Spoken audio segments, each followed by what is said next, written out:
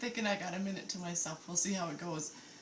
Let me not waste any time though. I'm Annette Jennings, the host of Life in Momma-tone, which, you know, people can say that being a mother, wow, that's too dull for me to stay at home or whatever. Listen, never a dull moment. You should try it. Here's what I've got for you though today. It's to help you in the car for maybe a long trip or just even a short drive. Both would be suited for this. It is what I came up with, and maybe they do this somewhere else, but here's my version of it. It's travel bingo. And there's a look at the card for you, and all the squares are blank. That's because you're going to be able to tailor it to whatever might be in your neighborhood.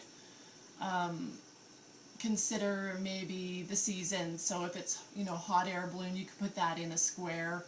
Or motorcycles, obviously, if it's in the winter, you're not going to see either one of those. And I want you to be able to put in what you have going on in your neighborhood. So there's a man walking a dog, or somebody holding a coffee, or, you know, that kind of thing. The kind of things that you might see as you're traveling down the road.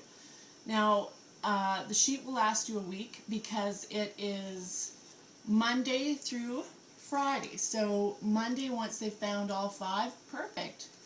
Usually that can happen on a long trip, and if not, they just don't get a blackout. I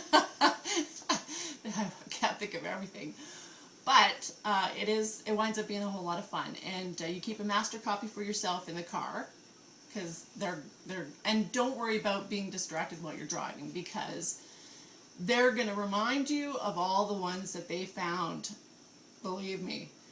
This was came up out of a necessity. I used to drive school bus for a Catholic school, so I know this works.